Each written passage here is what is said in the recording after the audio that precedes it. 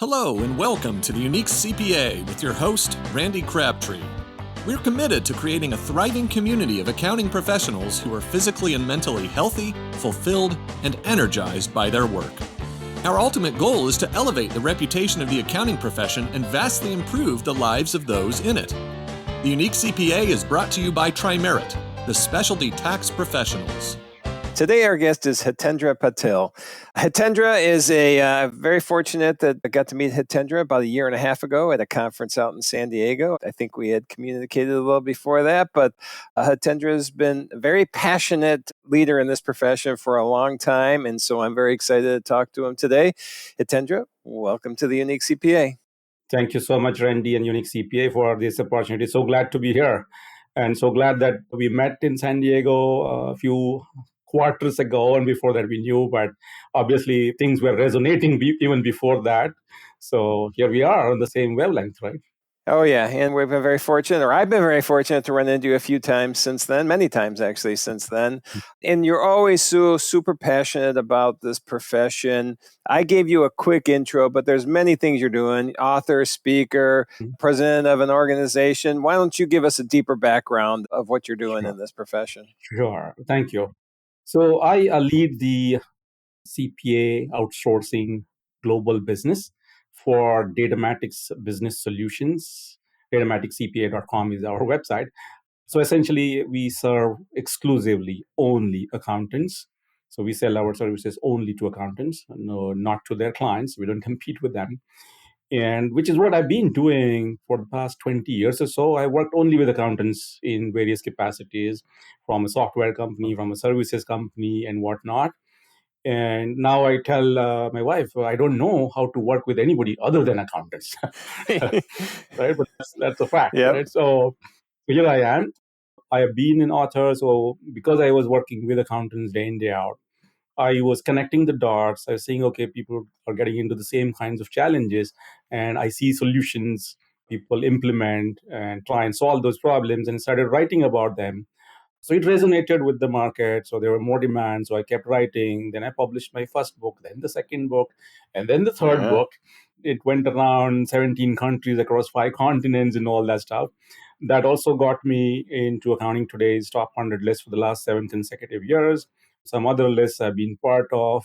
So I do a lot of things, but everything around accountants and their businesses and their lives. Yep. I was very happy I got to be on your top 100 list. I say yours because you have been on there 7 years. I got to be on there this last year, which was cool because we get that because we're passionate for this profession. And we do things to help move the profession forward because we are a little bit of maybe more than a little bit of a set in our ways profession. And so if we can find out ways to do things better and more efficient, I think it completely helps. One thing I wanted to ask about, because I've said it multiple times already, that you and I are passionate for this profession. Can you pinpoint how that started for you, where the accounting profession became a passionate thing? Yeah, sure. So interesting question. And I have to go back in history. When I was in college, my dad had a business, and it was in the pharma sector and in manufacturing. Okay. And the first 2-3 years, it went well. And if it did go well after that, I would have been possibly in that industry. But then it went down for some reasons, and we're facing challenges. I was like wondering what is going on when my dad had so much of experience in that industry and all that. So one of my friends, his dad was an accountant. So one fine day I went to his home, just like that, and we started talking. And he said, "Can you bring financial statements for the last 2-3 years for your dad's business? Let me look at them." And I'm like, "Really? Okay." So next time I go, I carry all of that. I give it to him. I didn't expect anything. Right. And he says, "You know what? Your dad and the partners made a bigger mistake in buying too much inventory, and pharma inventory has an expiry date. So you will end up losing things, right?" Yep. And I'm like, "Wait, did you run a pharma company before?" And he says, "No, but I can see." And then I go back and ask my dad, "Did you buy way too much? And why?" And he's like, "Yeah, because we thought we'll be able to sell." So there was a disconnect. Yep. And at that time, I'm like, how the heck did the accountant know this? Okay. And I went through shareholder accounting, then hedge fund accounting, and finally landed up in mainstream accounting. But at that time, that pin was planted in my head that look, accountants can change lives. At that time, I did think, had my dad made this accountant 3 years ago, maybe the things would have been different. Right. And then I know, okay, wait, if accountants are busy doing what they're doing, they're losing opportunities to impact lives of people. So let me go and do whatever I can to share whatever I can so that accountants kind of start seeing, look, I have a bigger responsibility than just doing financial statements and taxes. So that's where I think the passion emerges from. Yep. Long story. Yeah. No, hey, you can go long as you want. So I'll listen to you all day long, but that's a cool story to have the personal experience of seeing firsthand an accountant make a difference in a business. Yeah. I think too often we, as accountants, even neglect that. We're good at it, but we don't realize that we do that. I think sometimes too often we just look at, well, I just deliver accounting and taxes, rather than I make a difference in somebody's livelihood and somebody's business. I correct areas that are going to make them more profitable, allow them to hire more people, allow them to send their kids to college. And I think we need to look at that more often than I'm just a reporter of what happened. And I know that's a big change, and it is happening, and it has a lot. But I think with the lack of people, I think we still get caught up in I just need to deliver this financial statement rather than I need to analyze this financial statement. I have a way to summarize that. Yeah. And whichever accountant I meet, one day I'm going to tell that person, and I can't resist, it's not what you do. It's not what you do. It's what happens because of what you do. Yeah. And if you focus on that, then your clients will start seeing more value. Right. What happens because of what you do. Okay. I'm going to steal that I'll give you credit for sure, but I'm going to start using that. So I appreciate it. Mm-hmm. So let's just talk about accounting then, because, you're involved all the time. In fact, you recently spoke at our conference, which I appreciate that, Bridging the Gap in Chicago. For the opportunity. Yeah. Oh, yeah. Mm-hmm. No, which was great. Unfortunately, I wasn't able to see your session, but it is recorded. So I will watch your session because I heard great things about it. Let's talk about trends. Let's talk about what's, we can go anywhere, but what's happening in the profession? What should happen in the profession? Are we changing from the things that we've been doing for the last 80 years? Should we do it? I mean, give me some of the key things that you're seeing going on or things you think should be going on in the profession. Sure. I think one of the topmost things everybody's talking about, and which is proven by statistics, and I actually obtained data from Bureau of Labor Statistics to first-hand check everything, is the number of people that left the profession in the last 3-4 years, 340,000 almost. Yep. And then the incoming stream of new accounting graduates has been going smaller and smaller. So obviously that's causing a lot of problem of talent shortage, staffing shortage across all sizes of firms. I actually conducted a research, end of December last year. I got hundreds of responses there. And I was surprised with one of the findings in that research was, how are accountants responding to talent shortage was one of the questions.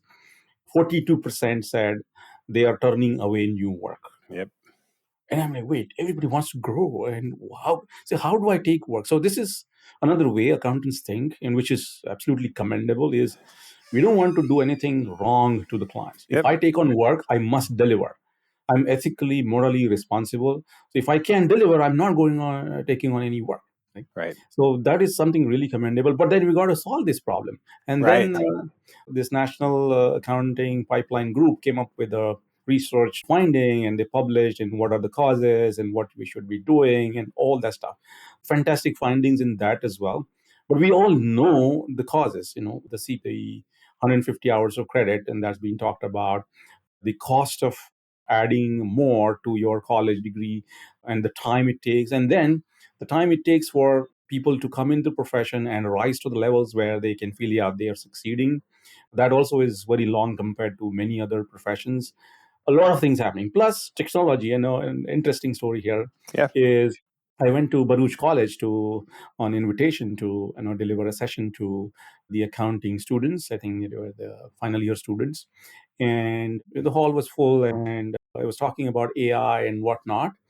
2 students got up at the same time and asked likely the same question in different words. Is the perception is, if AI is going to do everything, don't you think we are going to be lazy?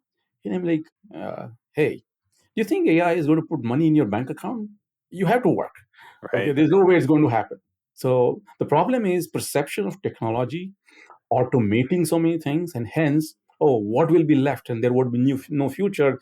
The accounting profession will require lesser number of people, might be percolating in the colleges and all that. So NAPG did touch upon this, that we got to go and tell a better story and Yes. tell a right perception. And I wrote a piece of article for Accounting Today 7 years ago, and it was titled "Why Your Child Will Not Be an Accountant." And I was addressing the issue then that, look, the way technology and accounting are being seen, the way accounting is defined in the dictionaries is very wrong. It's not what accountants do nowadays. This is so much more. I actually wrote to the Cambridges and the other dictionaries. They didn't listen to me. They said, we can't change the definition. And one of them told me, this definition comes from 15th century. How can you ask me to change? I said, wait, come on, that is why it needs to be changed, right? Exactly.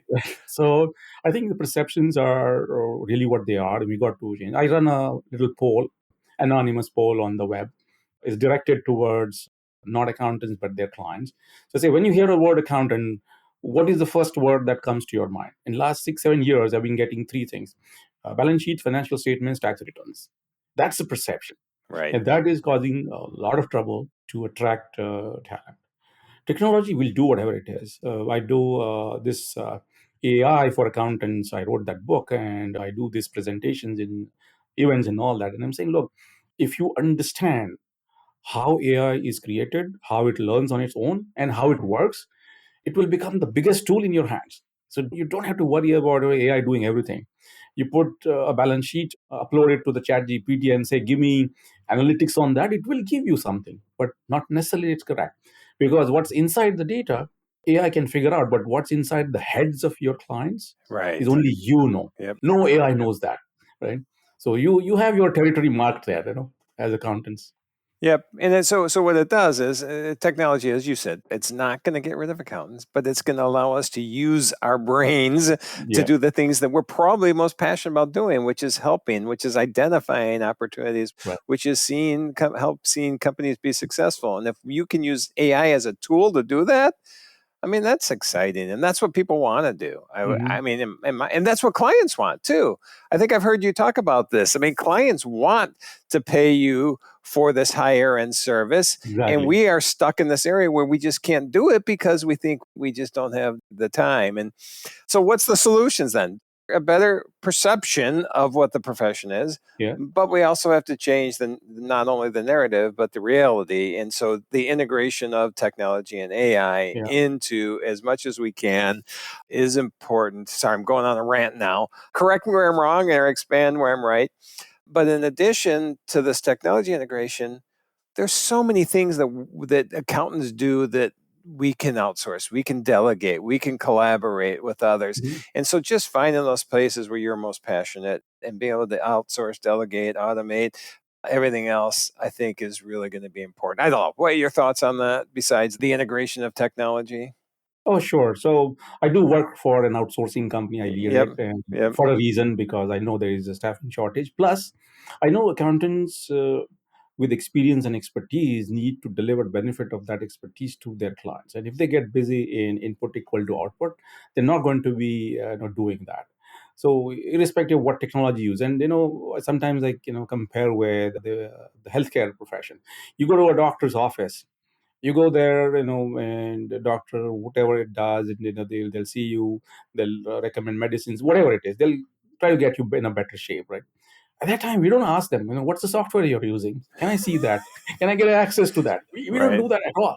But here in our profession, the clients kind of see everything, right? So they are accessing cloud solutions and whatnot. They are learning about AI, and that's a challenge as well as a good thing, because then you're not really, messenger for information. Clients can self-serve, but at the same time, clients know, look, everything is getting done by technology. So what are you doing, Mr. or Miss Accountant? Is a question that would be in their minds. And that's what I say, okay, if you see something, say something. So if you see, your profit ratio, profitability is going down because of these two things, tell them. And now it's not like you have to sit with those financial statements to figure out. Technology actually brings those insights to you. Yes. Just share. Even if they're not paying, you send them 2-3 times, I'm sure they'll start taking notice. Wait a second, what's happening? How come I'm getting this? It's not like, okay, here are your 6 reports for the month and give me my payment. That's not the way we should. So unless we change the experience of our clients, Yes. that's going to be very difficult because their expectations are also changing. Oh, yeah. Yeah. Yep. And that goes to the whole pricing model that we use then too, because if we're integrating technology that is giving us information that then we're able to share with the client and advise the client with, if we keep sticking with the same hourly billing pricing models, I think that's going to drop us behind. So I don't know, what's your opinion on how we start pricing these services? Because accountants might have this mindset, well, I'm spending less time here, so I'm going to just charge the same, even though I'm giving more value. I'm giving an outcome. Any thoughts on that? Oh, sure. This has been a perennial topic of great interest for all of us. Oh, yeah. So I actually did that, cover it in the research that I did through CPA Trend Lines. And it came out, even today, there are about 30% accountants who do charge on hourly basis. They might be charging on a fixed fee basis, a mixed basis, or a value pricing basis, but there are still things that get charged on hourly basis. Maybe, you have some cases where you might feel hourly billing is better because you can't figure out what the volume would be. Let's say a catch-up project, somebody hasn't done, 2 years worth of books and there's a mess. You just don't know. Right. Okay. But then for your usual stuff, monthly stuff, whatever periodic stuff you're giving, you need to kind of correlate the value to it. What is it that the client is getting? Not just the reports, right? Again, the same thing. What happens because of those reports, right? Yep. So if you can do that, and typically I've seen firms doing 3 different levels of pricing, standard stuff, right? But then how do you make those up? How do you define, okay, here are my 3 packages, the small, medium, large versus, let's say, a bronze, silver, gold, whatever it is. But if you're pitching that to the client, will the client be able to see the difference in the value that the client will receive? Okay, I want to go for the middle package, not the smallest one. I don't want to see, okay, you're going to handle 2 bank accounts versus 4 bank accounts. That's not the difference. Right. The difference is what happens because of that middle level package or the highest level of package. Yep. If you can express that well, articulate that well, maybe that's where you should go. I have a list of 50 such things. What happens because of what you do? What happens because of what you do? I got to remember that. Okay. Yep. Go ahead. So I'm going to start publishing that soon. Yep. One at a time. Okay. Nice. It's not the financial statement. Okay. Because of the financial statement, what happens? So I'm going to put my thoughts on that. And again, that's like a indication to accountants. Here is how you should express your value. I think that's very critically important. Oh, yeah. Otherwise, okay, here is your tax return, file, done. Okay. What happens because of that? Okay, see you next year. Yeah, right. Yeah.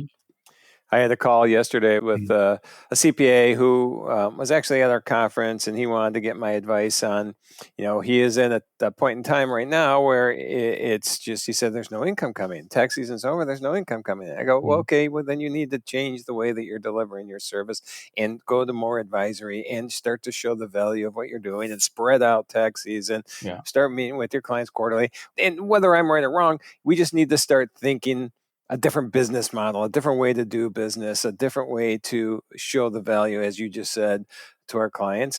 And I mean, yes, I talk about this all the time.